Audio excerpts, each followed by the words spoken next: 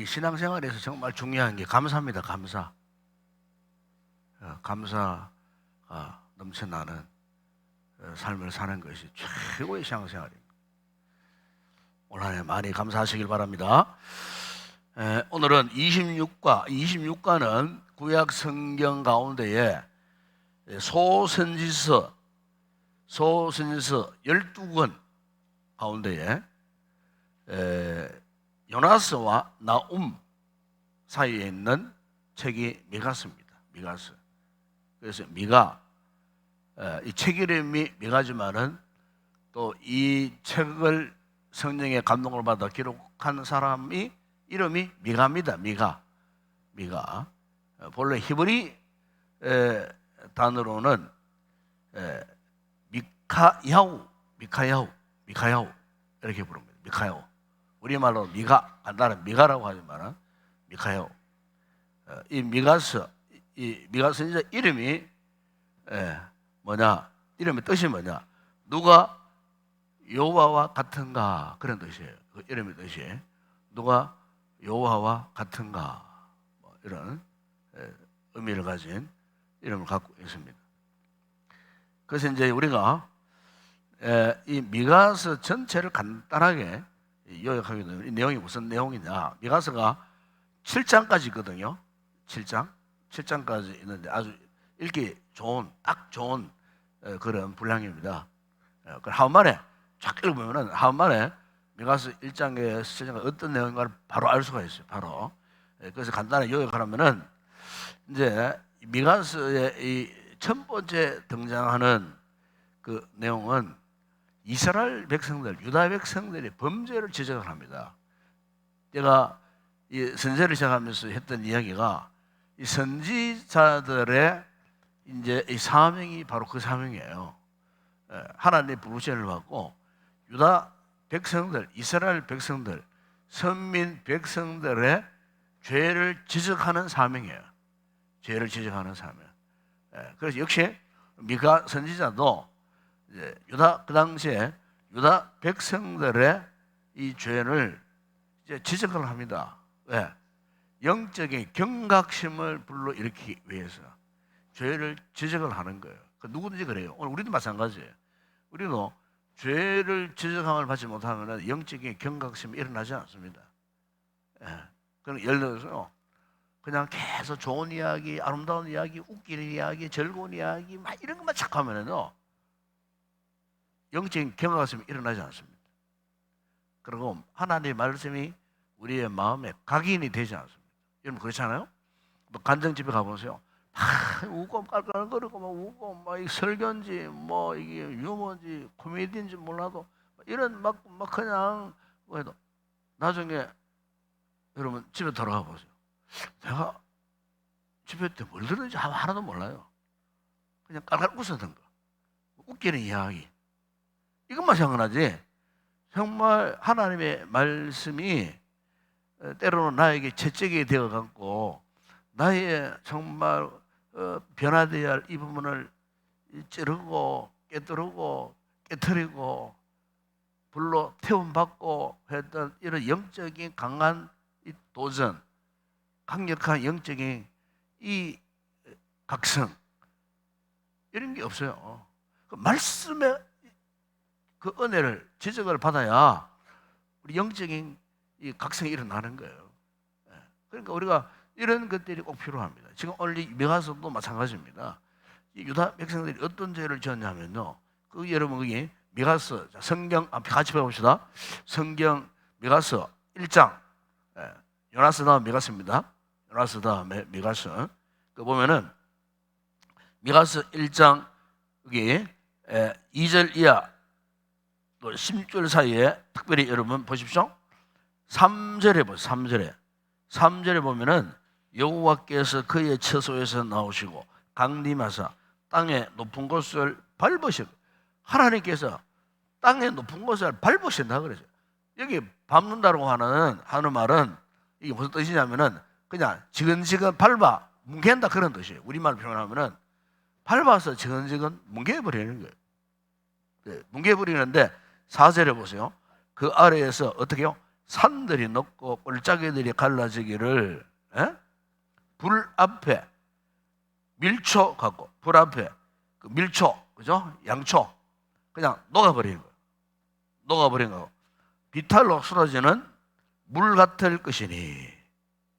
왜 하나님께서 당신의 택한 그 유다 백성들, 이스라엘 백성들을 이렇게 지근지근 밟아가지고 이렇게까지 처참하게 하시면 해느냐? 5절에 보면 이런 말씀을 합니다. 이는 다 야곱의 허물로 말미암음. 허물로 말미암음. 또 뒤에 보세요. 이스라엘 족속의 죄로 말미암음이라 그랬어요. 그러면서 야곱의 허물이 무엇인가? 사마리아가 아니냐. 사마리아 그러면은 떠오르는 게 뭡니까? 우리 공부했잖아요. 예? 유다 백성들이 남북으로 딱 이스라엘 남북으로 갈라졌을 때에 북쪽에 여로보암이 송아지 우상을 섬겼어요. 송아지 우상. 사마리아 그러면은 송아지 우상. 예. 그리고 또 밑에 한번 보십시오. 유다에 뭐라 그랬습니까? 산당이 뭐 하는 곳이었어요? 각종 우상들을 숨기는 곳이에요. 각종 우상들. 그러니까 하나님의 도성에 하나님의 거룩한 그 땅이 북쪽에는 송아지, 금송아지 우상, 남쪽에는 산당, 골짜기마다 산당마다 각종 그 가나안 땅에 온갖 잡단, 바알, 아세라, 밀곰 등등 해서 온갖 잡단 우상들을 성겨놓고 심지어 여호와의 성전 안에도 우상의 제단을 그렇게 새겨놓고 그리고 그 보십시오. 7절에 보세요. 그래서 하나님께서 그 새긴 우상들은 다 부서지고 그 음행의 값은 다 불살라지고 내가 그 목상들을 다 깨뜨리니 그가 기생의 값으로 모았습니다. 여기 기생이라는 것은 뭔지 이야기했죠? 우상 그 신전에 있는 여사제들을 말합니다. 그러니까 그냥 엄란한 짓을 함으로 우상을 기쁘게 함으로 자기들의 소원을 이루고자 하는 그래서 거기 찾아오는 뭐 남자 신도들과 여사제들이 그런 이상한 막 짓을 해서 그냥 그야말로 엄란의 속으로 만들어버려요. 그러니까 지금 이런 상태가 어떤 상태냐? 8절에 보세요. 이러므로 내가 애통하며 애곡하고 벌거벗은 몸으로 행하며 들기같이 애곡하고 타조같이 애통하여. 이게 지금 이스라엘 백성들의 여기 이 부분은요 일반인들에 대한 범죄의 모습을 지적하고 있습니다. 일반 시민들, 요즘 막 일반 시민들, 어느 분은 표현도 동료 시민들, 일반 시민들, 평범 일반 시민들까지도 이런 엄청난 이런 지금 죄악 가운데에 빠져 있었다. 이걸 지금 이야기합니다. 그래서 미가 선지자가 바로 그 이스라엘 백성들의 죄를 현란하게 지적하는 거예요. 그리고 또 어떤 죄가 있었냐면요. 3장, 자, 한번 찾아보세요. 미가 3장 1절에 12절에 보게 되면은 여기에는요, 그 당시에 종교 지도자들의 부패와 타락을 책망을 합니다. 종교 지도자들. 그러니까 이스라엘 백성에 있어서 제사장, 대제사장, 제사장, 서기관들, 이런 영적인 지도자들. 그래서 미가 3장 1절에 보면은 이런 말씀이 있어요. 또 내가 또 이르노니 야곱의 우두머리들과 우두머리들을 말합니까? 리더들, 지도자들을 말합니다. 이스라엘 족속의 통치자들아 들으라. 정의를 아는 것이 너희의 본분이 아니냐. 너희가 선을 미워하고 악을 기뻐하고 내 백성의 가죽을 벗기고 그 뼈에 살을 뜯어. 이게 무슨 말입니까 지금?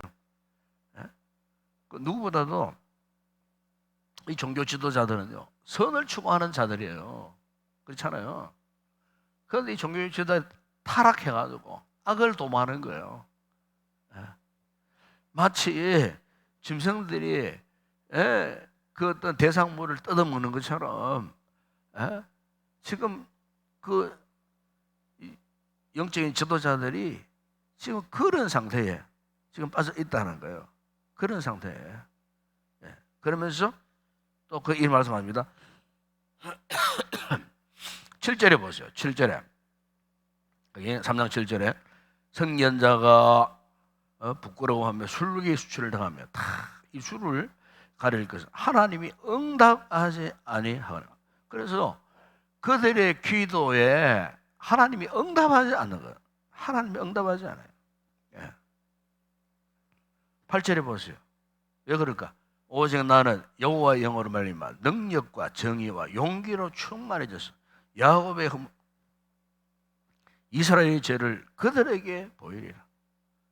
그러니까 지금 미가 선지자의 그 사명해야 할 역할은 바로 이스라엘 백성들의 죄를 지적하는 거예요. 허물들을 지적하는 거예요. 11절에 보면 이런 말씀이 있습니다. 그들의 우두머리들은 뇌물을 위하여 재판하며 뇌물, 그들의 세상 삭슬 위하여 교훈하며 돈 때문에 축복하고, 그죠? 돈 때문에 그 돈에 의해서 좌우지해버린 거예요. 그들의 선지자는 돈을 위하여 점을 치고, 그죠? 점을 치고, 그것도 기도하는 게 아니라 점을 친다 그랬어요. 이 선지자들이 타락하니까 기도하고 말씀을 대언하는 것이 아니고 점을 쳐요. 마치 그 이방인의 우상숭배자들이 점을 치듯이 마치 무당행위를 하는 무당행위. 그리고 완전히 신앙이 완전히 변질되어 버린 거예요. 그러니까 한번 요즘으로 표현하면은 완전히 종교적 혼합주의에 빠져 있는 거예요. 종교적 혼합주의에. 요즘도 그렇습니다. 요즘도 그런 이상한 데가 있습니다. 기독교의 탈을 서고 무당 행세하는 사람들이 있어요. 점을 치듯이 그렇게 합니다. 무상 숭배자들이 부적을 씌우듯이 하나님의 말씀, 내가 기도해 보니까 오늘 성령님이 감동하셨는데 오늘 이 말씀이 당신을 위해서 주신 말씀입니다. 자, 보자. 성경. 여기 이 말씀. 그런 사람 있습니다. 있다니까요. 내가 옛날에 신학 초년생 때 기도 열심히 할 때라 그 대구 어느 이제 유명한 기도 대장이 있다 그러더라고. 그래고 내가 갔죠. 나도 기도 많이 하고 있으니까 뭔가 서로 안 통하겠나 인식으로. 그래가지고 저 대구 여기 태전동에 그런 있었어요. 그러니까 이제 거기 또 가니까 왜 남자분이 무릎을 다 꿇고 나를 반기더라고. 그러고 나를 위해 기도해 준다고. 그래서 성경을 딱 펴놓고 뭐 이렇게 막 방언 기도를 막 하다가 촥 성경을 펴는 거예요. 그런데 그 펴서 이 말씀을 딱 주는데 내가 아무리 신학교 전생이지만은 그 말씀 의미를 모르겠어요. 참 허우맹랑 엉뚱엉뚱한 이상한 나하고는 전혀 뭐 상관없는 이상한 말씀을 갖다 대고 해석을 하는 거예요. 해석을. 내가 어떻게 했겠습니까? 뻘떡 일어나가 돌아버렸어요. 그 일반 뭐 교인들, 성도들은 얼마나 순전합니까? 거의 다 빠져 넘어가는 거예요. 그러니까 미가 선지자 시대에 이 이스라엘 백성들이 영적으로 얼마나 타락했으면요. 선지자들까지도 말씀을 제대로 전해야 되는데 말씀 전하지 않고 점을 쳐주는 거예요. 점을 쳐주는 거예요. 그러니까 완전히 종교적 변질이 되어버린 그런 상태에 있었다는 거. 그걸 지금 지적을 하고 있습니다. 자, 그러면서 미가서 2장 1절에서 13절 거기 보면은 여기는 무엇을 지적하고 있냐면요. 이스라엘, 그 당시에 이스라엘 백성들, 그 사회적 지도자들, 좀 전에 내가 종교적 지도자의 타락을 이야기했지만 지금은 사회적 정치인들의 부패와 타락, 이것을 지금 이야기하고 있습니다. 거기에서는 특별히 거기 오게 되면은 이 정치인들은 이 권세를 갖고 있잖아요. 그죠? 이 권세를 갖고 마구잡이로 일반 시민들을 농락하는 거예요. 자, 그래서 거기 2장 2절에 보면은 밭들을 탐하여 빼앗고, 그래 권세로 빼앗아 버려. 집들을 탐하여 차지하고, 남자와 그의 집과 사람과 그의 산업을 어떻게 해요? 강탈하고 정치적 권력으로 횡포를 일삼는 거예요. 횡포를 일삼는 거예요. 그러니까 가난한 과부와 약자와 고아와 성인적으로 하나님은 그들을 돕고 섬기고 하라고 했는데, 사랑하라고 했는데 그렇지 못해요. 이 정치 권력자들이 약자들을요 하나도 괴롭히고 그들이 갖고 있는 것까지도 다 빼앗아 버리고, 그러면서 여러분 4절에 보세요.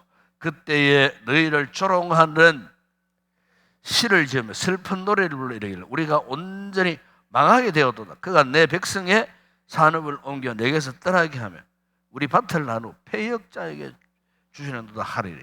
하나님께서 이런 무서운 지금 심판을 이야기하시는 거예요. 그런 인간들 걸 다 빼앗아 패역한 자에게 그냥 뭐 나누어 줘버리는. 그러면서 6절에 보세요. 그들이 말하기를 너희는 예언하지 말라.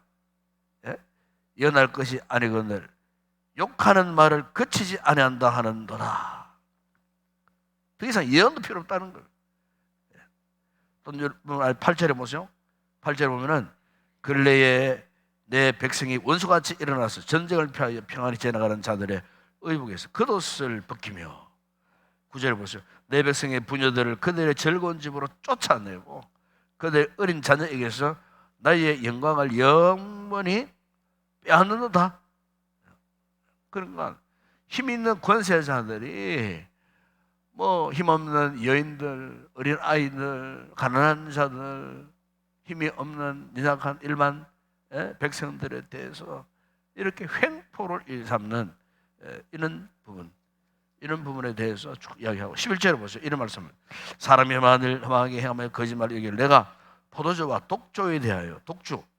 그러니까 이것은 그 당시에 그냥 막 술판만 버리고 막 독주에 취해갖고 막 그냥 비틀거리고 막 이런 어떤 타락한 그 같은 모습, 그것을 지금 이야기를 하고 있는 것입니다.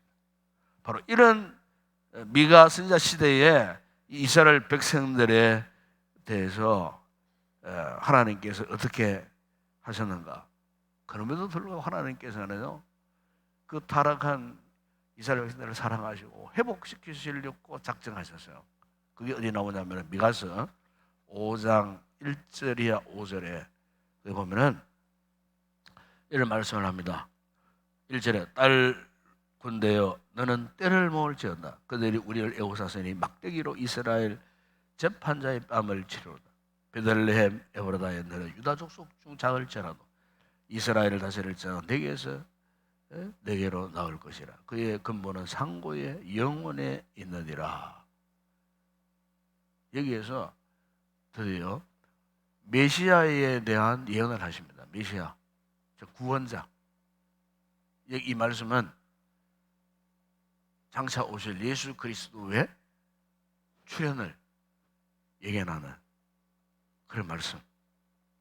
이 말씀은 무슨 뜻이겠어요? 비록 타락한 저 이스라엘 백성들, 타락한 세상이지만은 하나님의 뜻은 종국적으로 타락한 그 땅을 회복시키시는 그 뜻을 갖고 계신다는 거예요. 그래서 누구를 보냅니까? 메시아를 보내겠다. 즉 그리스도를 보내겠다. 그 사람은 5절 어떤 사람이라고요? 이 사람은 평강이 될 것이라. 평강의 왕, 메시아. 우리가 믿고 있는 예수 그리스도. 그분이 이 땅에 와서 회복을 시키실 것입니다. 하늘의 군대를 거느려 와서 그 땅을 다시 정상적으로 회복시킬 것입니다. 그래서 이 미가서 내용 그런 내용입니다. 앞에서는 이스라엘 백성들의 범죄와 타락상, 종교 지도자들의 범죄와 타락상, 정치 지도자들의 그 타락한 모습들, 이런 것들은 낱낱이 다 지적을 했지만은, 그럼에도 불구하고 하나님께서 비록 타락한 아무 쓸모없는 그 땅이지만은 하나님께서 어떻게 해요? 메시아를 보내어서 그 땅을 회복시키시겠다. 그래서 이 소선에서도 어떻게 보면 예언서와 거의 비슷합니다. 예언서. 장차 오실 예수 그리스도 오셔서 이 세상을 회복시키시나, 죄악 가운데 있는 우리를 불러내셔서 회복시키시려고 하는 하나님의 이 거룩한 그 구원의 계획을 말씀을 하고 계시는 거예요. 그래서 오늘 이 그림, 여러분 26 그림 보면 이것은 제가 방금 설명해 드린 내용들, 미가서 전체를 그림으로 한마디로 요약해 놓은 겁니다.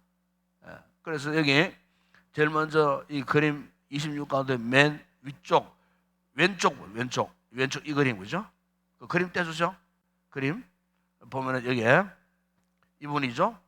이분. 우리가 이제 이 그리스도인을 하다 보면 이 그림이 자주 등장합니다. 자주 계속 등장해요. 이 무슨 그림이죠? 이스라엘 백성들이 애굽의 노예 생활에서 이제 엑스도스 출애굽해서 이제 홍해를 건너고 시내 산에서 하나님의 말씀을 받고 하나님의 거룩한 백성으로서 광야 40년의 삶을 살다가 드디어 이 약속의 땅 가나안에 들어간 그 이스라엘 백성들의 구원의 여정을 설명하는 이 그림이에요. 이것은 이스라엘 백성들에게만 했는 그림이 아니에요. 오늘 영적으로 볼 때 이것은 우리의 구원의 과정을 이야기하는 거예요. 구원의 과정. 그러니까 미가서의 첫 번째 등장하는 말씀이 뭐냐? 이 유다 백성들, 이스라엘 백성들은 구원받은 하나님 백성들이라 그 말이에요. 이 구원을 상징하는 그림이 한마디로 말하면. 그러면은 구원받은 하나님의 백성들이면은 구원받은 백성들답게 살아가야 되는데 어떻게 살고 있었는가? 미가서에 보게 되면요, 하나님께서 그 인간의 양심을 지적하는데 그 양심에 두 종류가 있어요. 두 종류. 하나는 신앙 양심, 하나는 법의 양심. 신앙 양심, 하나는 법의 양심. 자, 그런데 오른쪽 그림 보세요. 여기 보면 오른쪽 위에 보세요. 여기 이 사람은 누구냐? 이 제사장입니다. 제사장의 양심은 신앙 양심이에요. 그렇죠? 신앙 양심이에요. 그런데 아까 이야기했지만은 이 신앙 양심을 가진 이 제사장, 이 종교 지도자들이 어떻게 했다고요? 온갖 죄를 지었어요. 이들은 하나님 앞에 나아가서 거룩한 제물을 드리고 예배를 인도하고 말씀을 선포하고 이스라엘 백성들의 죄를 지적을 하고 또 그 죄의 속죄함을 위해서 대신 제물을 드리는 이런 거룩한 사역자들이에요. 그런데 이 거룩한 사역자들, 이 제사장들의 신앙 양심이 다 지금 타락했다는 거예요. 그걸 이야기합니다. 그 밑에 보게 되면은 이거는 그 유다 사회에 법을 집행하는 자들이에요. 법을. 그래, 법의 양심. 법의 양심은 뭡니까? 공평하고 정의롭고. 그거 아닙니까? 공평과 정의예요. 그런데 미가서 시대에 이스라엘 상황에는요, 이 법을 다스리는 사람들도 법의 양심을 다 저버린 거예요. 그러니까 위에 이 종교적 양심도 타락하고 법의 양심도 타락했으니 그 사회가, 그 나라가 온전할 수 있겠습니까? 여러분, 보통 요즘도 마찬가지예요. 한 나라가 건강하게 세워주려고 하면은, 특히 우리나라를 보면 그래요.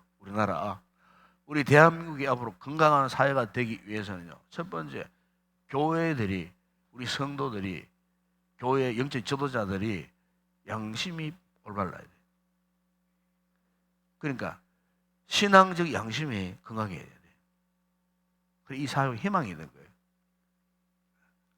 또 하나는 이 나라의 법을 집행하고 법을 다스려가는 이 세상 정치인들, 이 사람들이 깨끗해야 돼요. 이 사람들이 범죄하고 탈법을 행하고 뇌물을 주고받고 말이지. 우리 사회가 지금 당면은 지금 문제 그런 문제잖아요. 정치 지도자들이 깨끗하지는 못해요. 그러니까 얘는 일반 시민들이 신뢰를 안 못해요. 갑자기 막 이렇게 습격을 당해가지고 픽 쓰러졌는데도 온갖 말이 많잖아요. 믿지를 못하는 거예요. 상처를 입고 뭐 그냥 병원에 실려가는데 뭐 온갖 말이 많잖아요. 지금. 얼마나 상처가 뭐 그래서 뭐 그냥 뭐 나무젓가락에 찔렸다는 말도 나오고 뭐 온갖 뭐 그냥 끓겠다는 말도 나오고 뭐 그러니까 뭐 그 병원에서 뭐 이야기를 해도 못 믿는 거라. 또 이야기를 안 해줘요. 물어보니까 이야기를 안 해줘요. 기자들이 물으니까 대답도 안 해줘. 비밀을 해버리는 거예요. 그러니까 점점 더 불신이 팽배해지는 거예요. 그러니까 우리 사회가 정의롭고 깨끗하고 투명하면요, 그런 거 안 감춥니다. 감출 이유가 뭐가 있습니까, 여러분? 그렇죠? 실컷 뇌물 수천만 원 해먹고도 사과도 한 번 안 해요. 시민들 앞에. 곧장 자기는 그냥 자기 변명만 하는 거예요. 그러니까 그걸 딱 보면 뭐냐. 이 법의 양심이 다 무뎌져 버린 거예요. 그러니까 이런 나라에 뭐 정의가 있겠어요? 정의가 실종되어 버린 거예요. 그러니까 참 뭐 이건 미가 선지자 시대뿐만 아니고 오늘 우리 시대도 마찬가지죠. 우리 시대도. 그래서 여러분 그 밑에 보시면은 가운데 보시면은 이게 뭡니까? 이게 하나님의 이게 이제 이 고태 위에 있는 이게 의사봉 아닙니까? 의사봉. 이거 뭐냐? 이게 땅 다시 하나님께서 결국 이런 땅을 하나님은 그냥 두시지 않는다는 거예요. 심판하신다는 거예요. 하나님 심판을 말하는 거예요. 그래서 하나님께서 원하시는 뭐냐? 옆에 그림 있죠? 노란 바탕의 그림. 공의를 행하라. 공의를 행하라. 그러니까 공의를 행하지 않는 거예요. 그러니까 공정한 재판이 이루어지지 않는 거예요. 법의 양심이 타락해 버렸으니까. 공의를 행하라. 또 인자를 베풀라. 인자를 베풀라. 하나님 뜻이잖아요. 와와 바보를 무시하지 마라. 어린아이를 무시하지 마라. 가난한 자를 무시하지 마라. 이 하나님 뜻이거든요. 그들을 섬기고 사랑을 베풀라. 또 아니고 겸손히 하나님과 행하라. 하나님과 행하라. 그러니까 이게 의문. 과연 이 땅이 이렇게 하고 있는가? 미가 시대에 그 시대에 이스라엘 백성들이 과연 이렇게 살아왔는가? 이 물음표가 딱 있잖아요. 그러니까 이 말은 역설적으로 이렇게 살지 않다라는 거예요. 살지 못했다는 거예요. 옆에 그림 보세요. 이 불쌍한 과부, 고아와 어린아이, 연약한 여인들을 그냥 팽개쳐버리고 밀어내버리고 그들의 집을 탈취하고 아까 앞에 성경에 나오지 않았습니까? 그죠?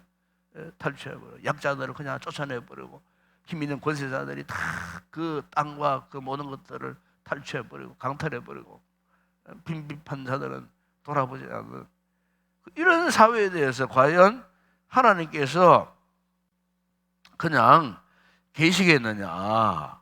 그래서 우리가 미가서 6장 8절에 보세요. 미가서 6장 8절. 거기 보면 하나님께서 선지자 미가를 향하여서 선포하는 말씀이 이것입니다. 사람아, 주께서 선한 것이 무엇임을 내게 보이셨나니 여호와께서 내게 구하시는 것은 오직 뭘 행하며? 정의를 행하며 인자를 사랑하며 겸손하게 내 하나님 함께 향하는 것이 아니냐. 이 교재에 있는 이 물음표 하나님께서 그게 아니냐. 그러니까 이 무슨 말이냐. 당신은 사회적으로 종교적으로 이 같은 하나님의 뜻과는 전혀 다른 길로 갔다는 거예요. 그 하나님의 안타까움을 말씀하는 그런 내용이에요. 그래서 이제 이 같은 그 다음 그림은요. 그럼 이 같은 하나님의 공의를 저버리고 범죄했던 이 저들이 구체적으로 무슨 죄를 지었길래 하나님이 심판할 수 없는 그런 상태가 될 수밖에 없었는가? 위에도 하나님의 그 심판, 심판의 의사방이 나오잖아요. 왜 하나님이 이 미가 선지자 시대에 그 유다 백성들을 심판할 수밖에 없었는가? 첫 번째 이유는 뭐냐? 1번 그림 보세요. 1번 그림. 1번 그림은 뭡니까? 크로즈에서는 보여드릴게요. 지금 뭘 마시고 있는 것 같아요? 냉수 물 마시고 있는 겁니까? 아니에요. 술을 잔뜩 마시고 있는 거예요. 그러니까 술에 취해져 있어요. 알코올에 중독돼 있다 그 말이에요. 쉽게 말하면 보통 여러분 술에 취하면요 그 다음에는 방탕 타락해집니다. 알코올이 취하면 그래 되는 거예요. 그래서 이제 성경을 보게 되면 특히 구약시대 보게 되면 포도주와 독주를 삼가라. 특히 독주를 삼가라. 그래서 이제 우리가 이제 술에 대한 이야기는요. 그 이제 거기 잠언서 그 20장 여기 보면은 이런 말씀이 있어요. 잠언 20장 1절에 보면은 포도주는 거만하게 하는 것이요 독주는 떠들게 하는 것이라. 이에 미혹되는 자마다 지혜가 없나니. 그죠? 그러니까 술에 잔뜩 취해 보세요. 그러면요 그야말로 우리 속된 말로 개구신 되는 거예요. 교수도 술 취하니까요. 그래 되어버려요. 학자도 술 취하니까 그래 되어버려요. 술만 들어가면 사람을요 이상하게 만들어버립니다. 그래서 잠언 23장 20절 21절 보면 이런 말씀을 해요. 술을 즐겨하는 자들과 고기를 탐하는 자들과도 더불어 사귀지 말라. 사귀지 말라 그랬어요. 술 좋아하는 사람은 사귀지 말라. 제가 옛날에 대학원에서 공부할 때 이 대학원에서 공부하니까요. 이 교수들의 행패가 너무 심해요. 교수들의 행패가. 또 교수들이 술을 그리 좋아해요. 그러니까 대학원생들이 이제 특히 논문 쓸 때쯤 되면은 이제 교수한테 잘 배워야 돼요. 잘 배우면은 논문 지도를 안 해줘요. 참네. 기가 막히더라고. 그러니까 이제 대학원생들이 어떻게 하냐. 수시로 회식 자리를 마련합니다. 회식 자리를. 참, 목회자가 목사가 돼갖고 설마 회식 자리 갈 수도 있고 안 갈 수도 없고. 왜? 논문 지도를 받아야 되니까. 정말 곤란하더라고. 확 그냥 집어치우려고 그랬어요. 그런데 공부 실컷 해놓고 코수업 다 맞추고 마지막 논문을 이제 폐쇄해야 되는데 그 안에 들어있는 공과 돈만 하더라도 너무 아까운 거예요. 포기해버리려고 그러니까. 어쩔 수 없이 내가 한번 갔습니다. 아니나 다를까 일반 뭐 사람들은 그냥 술 좋아하잖아요. 뭐 다 앉아가지고 뭐 이렇게 술을 이렇게 뭐 상에 이렇게 하고 뭐 하나 나 옆에 다 구경 사람 앉아 있었어. 앉았다 있었는데 교수가 하는 말이 목사님한테 한 잔 드리세요 하더라고. 이 새끼 가만히 있었겠습니까? 가만히 있었어요. 논문 안 쓰면 안 쓰지. 주인공이 뭐 내가 목사인 줄 알면서도 감히 나한테 술 한 잔을 거네? 이렇게 했어요. 교수님, 내가 누굽니까? 내가 누구 같아요? 목사님이시죠. 그래요. 나 목사입니다. 목사한테 교수님 술을 권해요. 왜 이러세요? 그 자리에서 다른 학생들 보는 앞에서 그냥 내가 그냥 막 한마디 해버렸어요.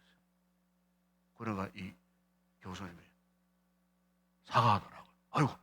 아이고 죄송합니다. 아이고 죄송합니다. 정식으로 사과받았어요. 그때부터 제가 모임에 자유롭게 갔습니다. 항상 내 앞에는 콜라 또는 사이다가 항상 너무 셀 때까지. 근데 저 더 충격받은 것은요, 요 건너에 통합 측에 목사 한 분 계셨어요. 이분은 술을 받아가지고요, 홀짝 마셔보더라고요. 내가 정말 충격받았어요. 참, 기가 막혀. 완전히 나와 대조가 되잖아요. 그런데 결론은 그 교수님 나를 존경하더라고요.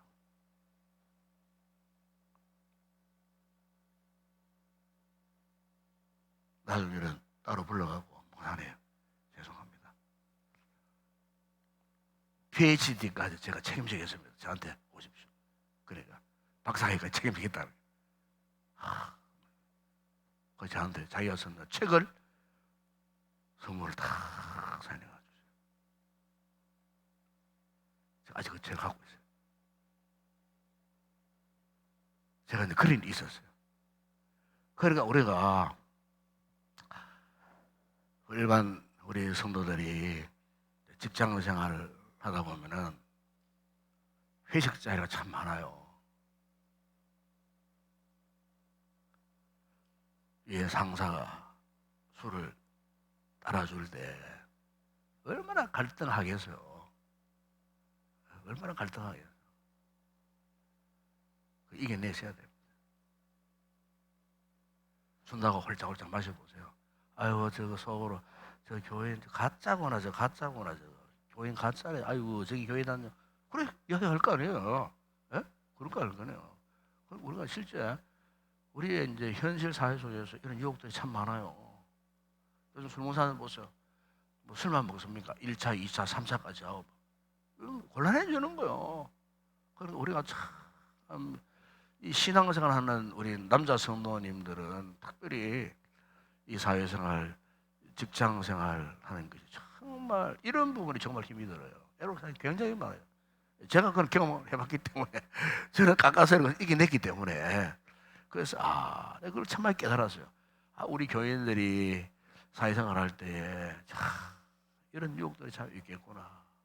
나는 그런 목사로서 이겨냈지만은 우리 일반 뭐 집사님들이 그런 유혹 받았을 때 물론 다 이겨낼 수 있겠지만은 때로는 그 유혹을 이겨내기가 얼마나 힘이 들겠노.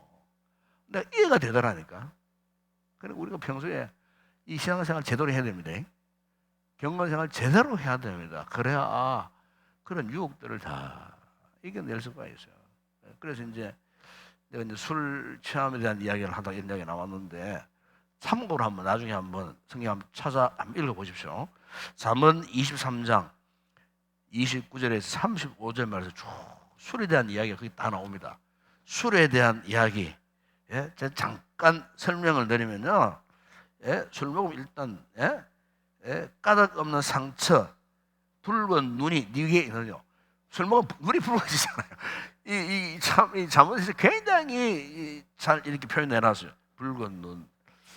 그리고 31절에 포도주는 붉고 잔에서 번쩍이며 순하게 내려가나니 술이 순하게 내려간답니다.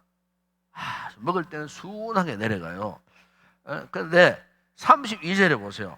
잠언 23장 32절에 마침내 뱀같이 물 것이요 독사같이 쏠 것이며 33절에 보면은 또 내 눈에는 괴이한 것이 보일 것이요 네 마음은 구부러진 말을 할 것이며 34절에 보면은 네가 마치 바다 가운데 누워 있는 것 같다. 바다 물에 둥둥둥둥 떠 있는, 예? 그러니까 술을 먹음으로써 막 뭔가 황홀한 막 이상한 상태에 그냥 바다 물에 둥둥둥 떠 있는, 예? 그러면서 돛대 위에 누운 자 같을 것이며, 그리고 35절에 보세요. 쭉 보면 때려도 아프지도 않아. 참, 소리 얼마나 취했으면 누가 때려도 아프지도 않아. 아프지도 않다는 거예요. 예? 그리고 나를 상하게 하여도, 자기가 잘못 상하게 해도, 예? 감각이 없어요. 술이 취하면 감각이 없어. 예? 그리고 내가 언제나 깰까 이러면서 다시 술을 찾는 거예요. 완전히 중독 상태에 빠져버린다는 거예요. 중독 상태. 근데 우리 미가서로 돌아오면은 그 당시에 유다 사회가 지금 그런 상태예요. 지금 알코올에 완전히 중독된 그런 상태에 빠져 있다 하는 것을 지금 이야기를 합니다. 이게 이제 첫 번째 1번 그림이고, 그 다음에 이제 두 번째 이 그림은 이게 뭡니까? 지난번에 설명했죠. 여자분들이 막 외출하면은 막 얼굴 막 가면에다가 막 앞에다가 막 은으로 만든 돈, 금으로 만든 돈, 은전, 금전, 온갖 보석 막 이런 것들을 그냥 막 뒤덮어, 얼굴에 뒤덮어요. 이 나오면은 주로 이제 그 뭡니까? 자신의 어떤 부요함을 자랑하는 거예요. 어? 요즘 뭐 우리로 말하면은 뭐 수천만 원짜리 막 그냥 막 다이아몬드 막 중층 감고 목에 막 그냥 막 팔 목걸이에다가 막 그냥 막 천만 일만이면 빼꿀로 메고 막 이렇게 막 근하게 이렇게 막 온갖 치장을 하는 거예요. 온갖 치장을. 이게 무슨 말이냐? 그 당시에 사회가 타락합니다. 사치성이 높습니다. 예, 그게 이제 사람들이 사치한다는 것은 한마디로 말하면 뭐냐? 그 사회가 타락했다는 거예요. 타락했다는 거예요. 제가 서울에 있을 때 우리 집사님 한 분이 양주 판매 가게를, 집사님 왜 양주 판매를 해서 싶은 생각이 들어요. 그럼 안 좋거든, 성인적으로. 그리고 압구정동에 그것도 가보니까요. 나 깜짝 놀랐어요. 세계 최고의 오래된 양주들 있지 않습니까? 심지어 몇십 년 된 양주도 팔더라고요. 양주가 사방에 쫙 진열하는데, 양주 어디 담겨 있느냐? 일반 유리병에 담겨 있는 게 아니에요.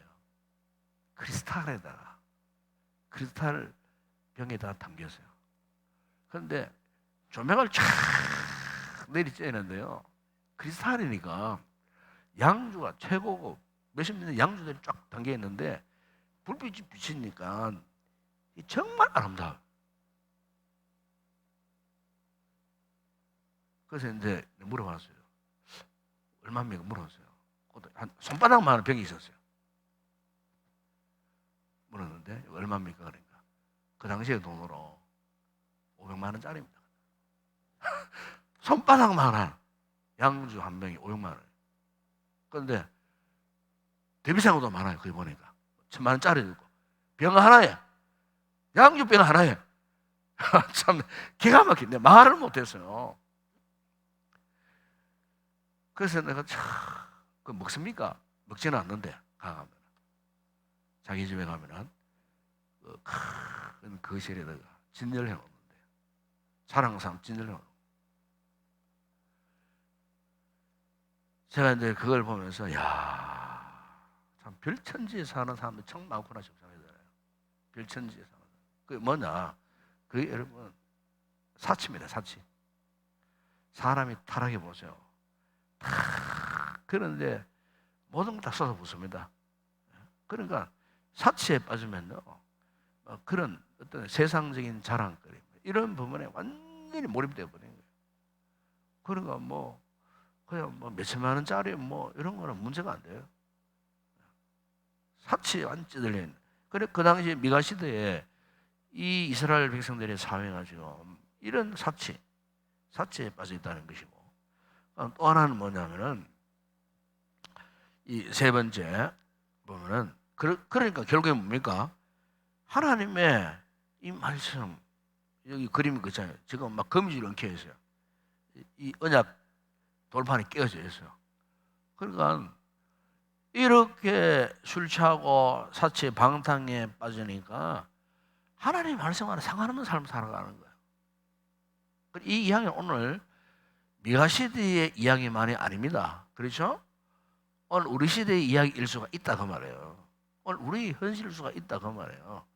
세상과 참 멀어져가지고 방탕하고 사치하고 하나님과 영적 관계가 멀어져 보세요. 그러면요, 저절로 말씀과는 그 사람은 말씀과는 상관이 없어요. 내가 자주 하는 이야기잖아요. 종교인은 될 수가 있어요. 정말 하나님의 신실한 믿음의 사람은 될 수 없어요. 왜? 말씀과 멀어져 있는데 하나님의 언약의 말씀과는 상관이 없는 사람이 되어버리는데 그 사람이 어떻게 하나님 제대로 알 수 있겠어요? 어떻게 경건 생활을 할 수 있겠어요? 그럴 수 없는 거예요. 자, 그러면서 점점 보세요. 이 달러, 돈밖에 몰라. 돈밖에 몰라요. 예? 돈이 최고야. 이런 사람에게 돈이 최고예요. 예? 이게 다 따라오는 겁니다. 이게 사람이 타락하면요, 이렇게 술 취하고 사치에 빠지고 말씀과 멀어지면 결국은 그냥 이 돈, 자다가 돈, 눈만 깨면 돈이 최고야. 머니 해도 머리가 최고라 그러잖아요. 돈이 최고라 막 그냥 그 돈에만 그냥 몰입해. 예? 그러니까 예? 금전 문제, 우리가 믿음 생활할 때 이 금전 문제 정말 중요합니다. 이 금전 문제 깨끗해야 됩니다. 우리가 항상 그런 이야기잖아요. 절대로 돈을 빌려주고 이자를 받으려고 하면 안 됩니다. 시험 당합니다. 정말 가난한 지체가 있다면 돈을 빌려주면 아예 받으려고 하지 마세요. 구제해하고 안 받으려고 해야 되지. 내가 돈을 뭐 몇백만 원 빌려주고 뭐 한 1,000만 원 빌려주고 뭐 이자를 남기겠다. 그런 심상에서 절대 돈 빌려주면 안 됩니다. 돈 거래하면 안 됩니다. 그래, 교인들끼리는 절대로 돈 거래하면 안 됩니다. 돈 거래하지 마세요. 제가 어느 교회에 있었을 때 이런 일이 있었어요. 돈 거래했는데 이 집사님이 막 구원사람들 찾아와가지고 울고 막 이러니까 애걸 보고 하니까 그럼 뭐 처음에는 한 돈 10만 빌려주다가 나중에 100만 원 빌려주다가 나중에 몇백만 원 빌려주다가 막 이렇게 보니까 여러 사람에게 돈을 빌렸어요. 그러고는 어느 날 한밤중에 도주해버렸어요. 도주해버렸어요. 그 교회가 큰 시험에 빠졌어요. 최근에 여러분 구미 어느 교회들이 이런 시험에 빠져 있습니다. 지금. 어느 교회를 이야기하지 않습니다. 그 1, 200만 원이 아니고요. 지금 그 안에 몇 천만 원씩, 몇 백만 원. 어느 구미에 그런 교회들이 큰 시험에 빠져 있습니다.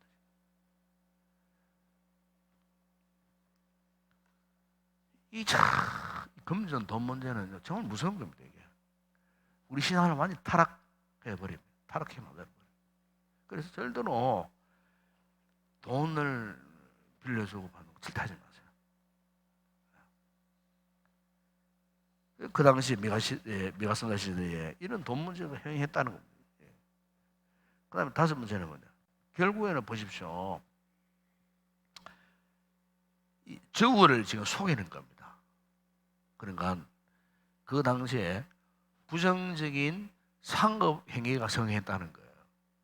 옛날에 그렇잖아요. 옛날에 뭐 쌀 장사할 때 막 대박도 막 우리나라 그런 게 많았어요. 대박 막 버죽하면서 마지막 담을 때 싹 썰어먹고 딱 담고 옛날에 대박 속이다 뭐 그런 말이 많잖아, 그죠? 옛날에 속이는 건 우리 보통 사람 몰라요. 이야기하다가 많이 주네 하고 속 담을 때 쏙 해가 뽑으니까 뭐 아나. 옛날에 그런 말을 했다니까 옛날에 그런 말을 했어요. 쉽게 말 그런 대박 이런 거 막 하는 거. 상행위에서, 그러니까 일반 상업행위에서 그 당시의 시대도 지금 이런 부정직한, 그래서 여러분 미가서 6장 11절을 보세요. 그 이런 말씀이 있어요. 6장 11절 보면은 내가 만일 부정한 저울을 쓰거나 주머니에 거짓 저울추를 두었으면 깨끗하겠느냐? 그 당시에 사회상에 이 죄를 지적하는 거 하나님께서, 예? 부정한 저울을 쓰고 거짓 저울추를 두었다. 예? 그 지적을 하고 있는 거예요. 호세아도 호세아 10장 7절 이런 말씀, 비슷한 시대거든요. 이게 다. 그는 상인이라 손에 거짓 저울을 가지고 속이기를 좋아하는도다. 거짓 저울을 가지고. 그러니까 그 시대 사회가 얼마나 부패 타락했으면요, 일반적인 상업 행위까지도 다 속이고 타락했다 그 말이에요. 지금 이스라엘 백성들의 이 사회가 지금, 요즘 우리도 그렇잖아요. 사기꾼들이 얼마나 많습니까? 전세자금, 그거 참 피 같은 그 전세자금, 그거요 그냥 막 횡령해가지고 먹고 날라버리고, 참 젊은 청년들 연끌을 해가지고 그 참 그 전세 얻어가고 그냥 살다가 완전히 다 뺏겨버리고, 그런 우리 이웃들 참 많아요. 지금 이 보시피싱 나쁜 녀석들이야 그 인간들은. 예? 원래만 작년만 하더라도 뭐 수백억 보시피싱 당했어요. 요새는 간교합니다, 여러분. 지난번에 교육 받으셨죠? 주일날. 절대로 뭐 열어보면 안 됩니다. 요즘에는요 핸드폰에 온라인 뱅 다 돼 있잖아. 그 정보 클릭하면요 그냥 지 마음대로 돈 빼가. 그러니까 메시지에 뭐 이렇게 링크 돼 있는 거 절대 누르면 안 됩니다. 누르는 그 순간에 내 핸드폰에 모든 저장된 내용들이 다 유출돼 버립니다. 절대 그걸 지워버려야 돼. 절대 보면 안 돼. 이 사기꾼들이 너무 많아요. 이 저축은행에 그 참 알뜰알뜰 모아갖고 우리 어른들이 은퇴하시고 은퇴자금 이자 많이 준다 그러니까 거기 맡겨놨는데 어느 날 갑자기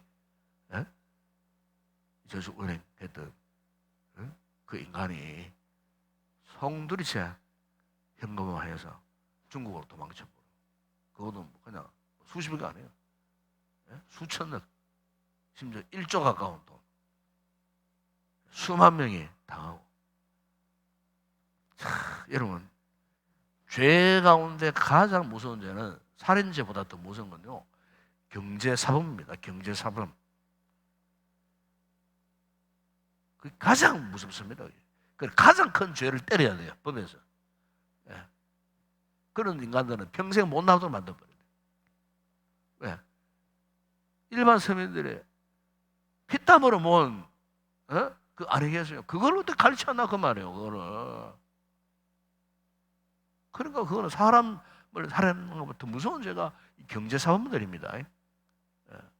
그런데 지금 유다 사회가 지금 그런 사회예요. 유다 사회가. 뿐만 아니고 여러분, 그 6번째 이 그림 보세요. 이 그림. 그 나라의 법정이 타락했어요. 유전, 무죄, 무전, 유죄. 옛날 우리나라, 그죠? 80년대에 그런 말이 나왔잖아요. 돈 많은 사람들은 죄를 지어도 뭐 조금만, 뭐 며칠만 있으면은 보석금 주고 풀려나오고, 하나 돈 없는 사람은 조금 이런 죄를 지어도 그 6개월, 1년, 몇 년 지역사회가 나와야 되고, 돈 있는 사람들은 보세요. 수천억 나라 돈 가르쳐도 아직 갚지도 않고, 그 누군가 그런 사람 있잖아요. 이 사회가 공평하지를 못하는 거예요. 공평하지를 못하는 거예요.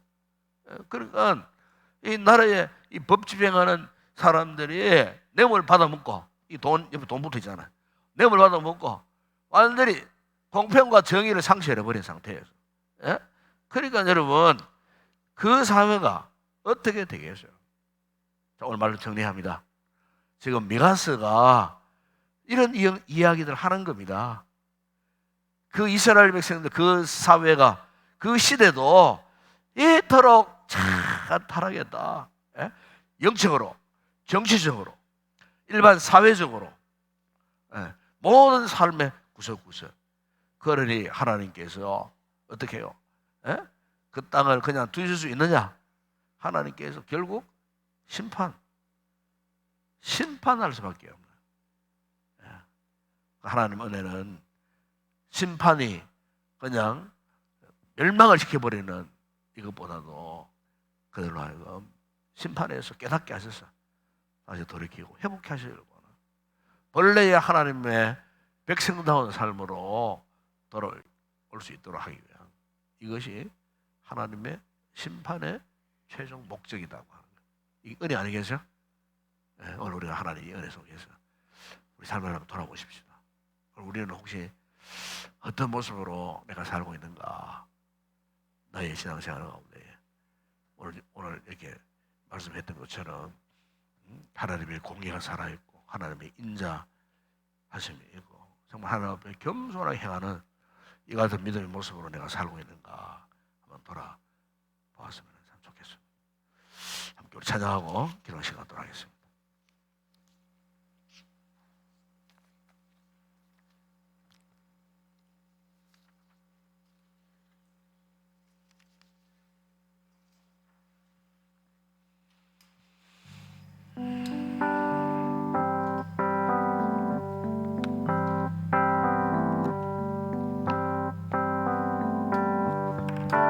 새 힘어들이 주를 바랄 때, 주를 바랄 때, 우리 주를 바랄 때, 새 힘어들이 주를 바랄 때, 주를 바랄 때, 우리 주를 바랄 때, 주님 통치하시네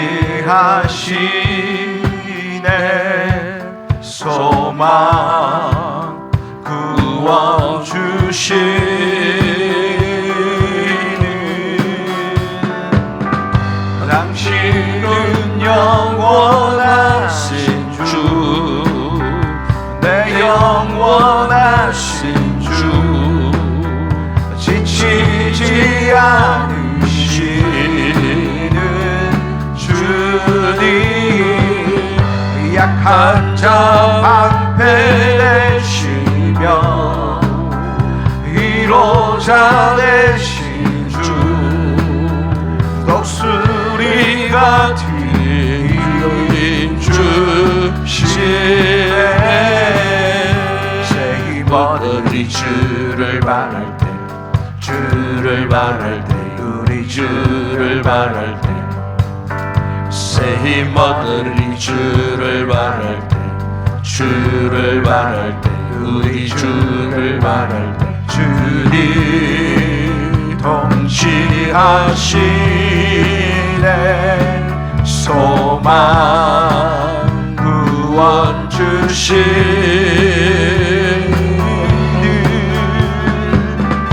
당신은 영원하신 주, 내 영원하신 주, 지치지 않으시는 주님, 약한 자 방패 되시며 위로자 되신 주, 독수리 같은 힘 주시네.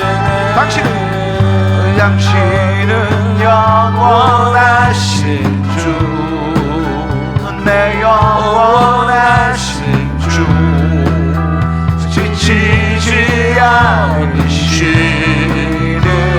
주님, 약한 자 방패 되시며 위로자 되신 주, 독수리 같은 힘 주시네.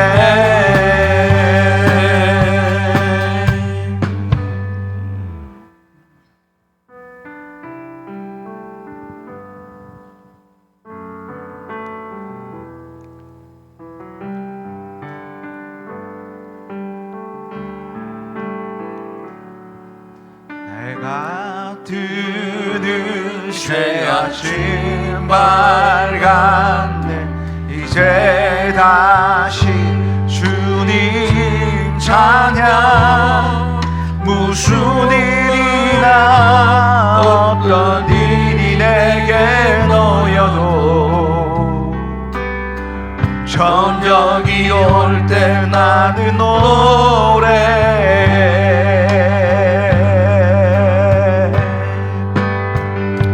송축해 내 영혼 내 영혼아 거룩하신 이름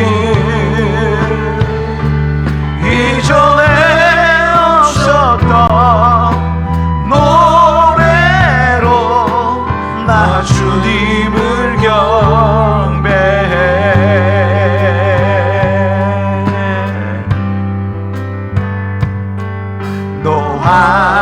노하기를 더디하시는 주 그의 크신 사랑 넘치네.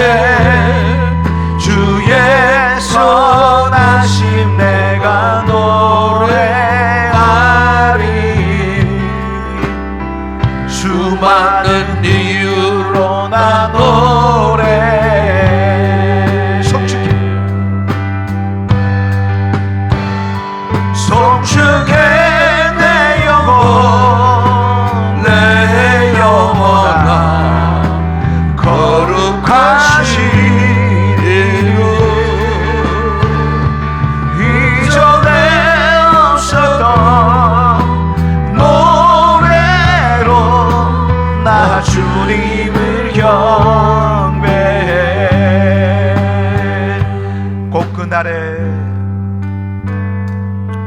곧 그날에 나의 인다하고 나의 삶에 여정 마칠 때 끝없는 찬양 나 드리리라.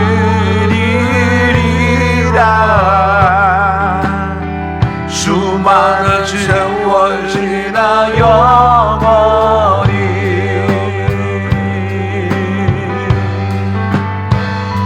송축해 내 영혼 내 영혼아 거룩하신 이름 이전에 없었던 노래로 나 주님을 경배해. 송축해 내 영혼의 송축해 내 영혼 내 영혼아 거룩하신 이름 이전에 없었던 노래로 나 주님을 경배해. 이제 나같이 기도하겠습니다. 오늘 새 첫 번째 이 금요 기도회 또 그래서 성경 공부 시간에 특별히 우리가 미가스의 말씀을 묵상하면서 오늘 우리 세대를 잘 반영하는 말씀이 아닌가 싶습니다. 오늘 우리의 삶을 마치 거울을 보듯 낱낱이 비춰주는 말씀이 아닌가 싶습니다. 우리가 하나님 앞에서 정말 흠도 없고 뒤도 없는 이 같은 하나님의 백성으로서 삶을 살기 위해서는 이같이 정난하게 나타난 이런 죄악들과 멀어져 살아야만 하는 겁니다. 이 죄 문제와 멀어져 사는 방법은 우리에게는 없어요. 내 힘으로 안 됩니다. 나의 의지로 안 됩니다.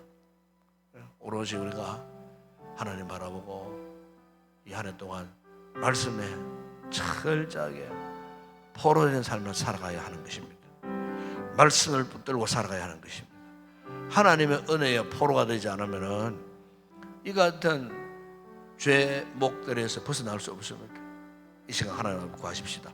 한 해 동안 아버지 하나님 우리에게 은혜를 베푸시고 무엇보다 우리가 말씀에 사로잡혀서 이 같은 죄 가운데 머물러 살지 아니하도록 세상이 좋아서 하나님과 좀 멀어지는 이 같은 불행한 길을 가지 아니하도록 끝까지 한 해 동안 말씀에 성실한 믿음의 삶을 살게 하여 주시옵소서. 이 같은 은혜를 허락하여 주시옵소서. 성령의 충만한 은혜를 부어 주시옵소서. 함께 이 시간 뜨겁게 간절히 기도하시다가 돌아가시기 바랍니다. 함께 동성으로 기도하겠습니다. 우리 아버지 하나님 참으로 감사합니다. 감사합니다.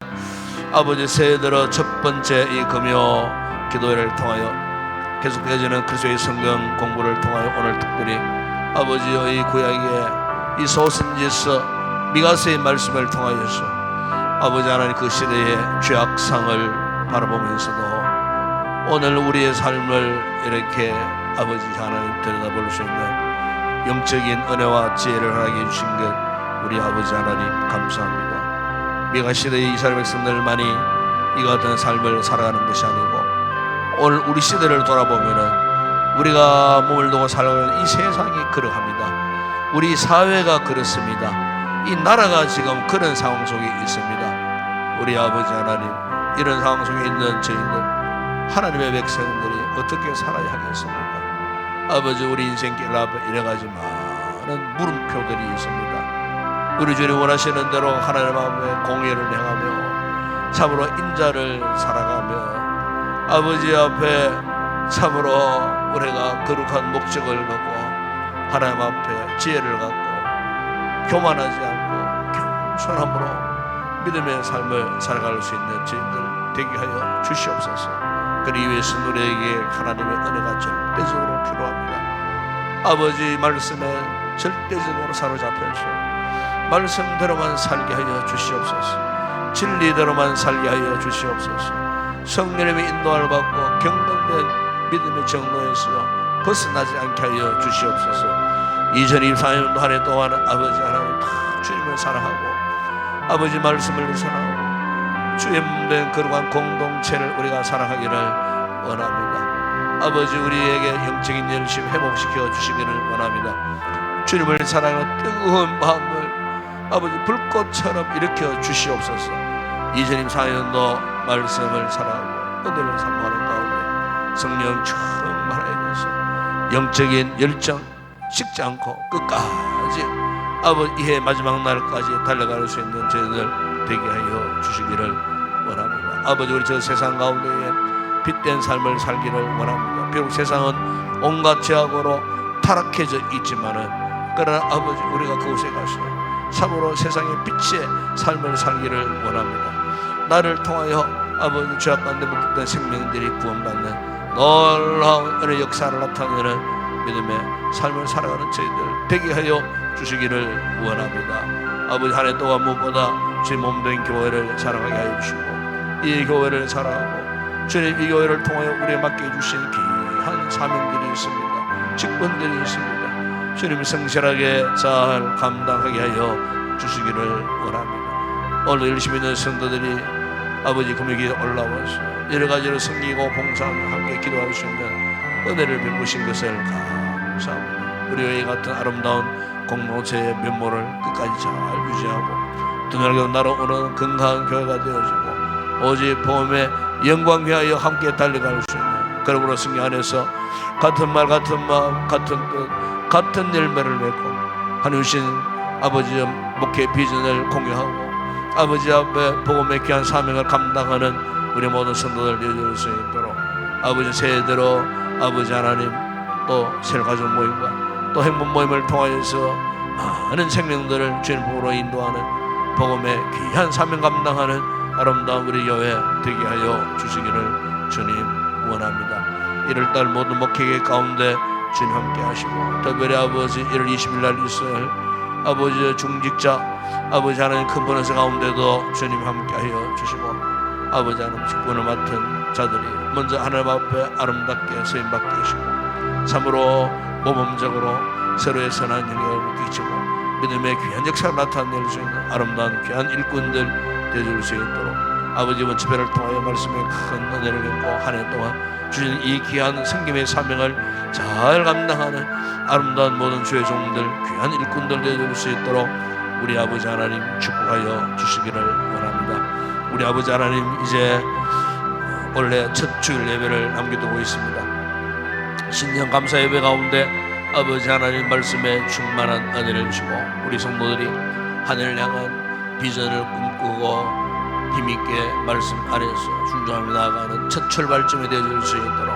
아버지 주일 예배를 통하여 큰 은혜를 입을 수 있도록 부족한 종이 말씀을 준비하고 아버지여 선포할 때에 말씀에 큰 은혜가 넘쳐져서 큰 감동과 함께 이 말씀을 사로잡혀서 한 해 동안에 우리 모든 성도들의 삶이 믿음의 승리의 삶을 살아갈 수 있도록 은혜를 베풀어 주시기를 원합니다. 오늘도 우리 지체들을 돌아봐 주시고 특별히 병약한 우리 지체들을 하나님께서 안으시고 품으시고 저희 약한 부분들을 치료하시고 회복하시는 놀라운 은혜를 있게 하여 주시고 특별히 우리 이영애 고사님 기적적으로 의식이 돌아왔습니다. 가족도 알아본다고 합니다. 아버지 온몸 육체가 온전하게 돼서 참으로 이전처럼 건강함으로 예배 자리에 나올 수 있는 귀한 우리 권사님 되게 하여 주시기를 원합니다. 그 외에도 아버지 수술하고 회복 중에 있는 성도들 또 아버지 낙상당하여 또 몸을 다치고 있는 우리 성도들도 있고 여러 가지 참 크고 작은 몸에 상처를 남고 아파하는 성도들 돌아봐 주시고 저들의 모든 상처난 자국들을 원만져 주시고 회복케 하여 주시기를 우리 아버지 하나님 원합니다. 오늘도 나라와 민족을 위해서 간구합니다. 이 나라의 민족 아버지여 4월달에서 총선을 앞두고 정치적으로 혼란스럽지 않게 해주시고 경제적으로 힘들고 어려운 이 상황을 잘 이겨내게 하여 주시고 또 남북관계 힘들고 어려운 상황 가운데 있습니다. 무력으로 대립하고 반박하는 일들이 일어나지 않고 적이 작은 아버지 하나 사고라도 일어나지 아니하도록 우리 하나님께서 이 민족 우리 대한민국 국가 안보를 책임져 주시고 아버지 남북관계가 화해하고 아버지여 통일되어지는 그날 허락하여 주시기를 주님 원합니다. 우리 아버지 하나 오늘도 우리 선교제를 돌아봐 주시고 올 한해도 아버지 뭐 사역자들의 현장 가운데 함께 하시고 세워진 교회들을 통하여 주의 복음이 더 힘있게 선포되고 전파되어서 하나님 나라가 확장되고 부흥되는 놀라운 역사가 있게 하여 주시옵소서. 이 늦은 밤에 기도하고 돌아가는 우리 성도들 저들의 걸음 가운데 함께 하시고 무사히 가정에 잘 도착할 수 있도록 악한 것들이 시험하는 일들이 없도록 막아주시고 하늘의 능력의 천사들을 동원하여 지켜주시고 선한 길로 인도하시고 깊은 밤 피곤한 몸들 편히 쉬다가 주일날 다시 만나고 기쁨으로 하늘 앞에 나와 거룩한 예배자로 쓰임받는 복된 우리 성도들 되게 하여 주시옵소서. 주님 함께 하심을 믿습니다.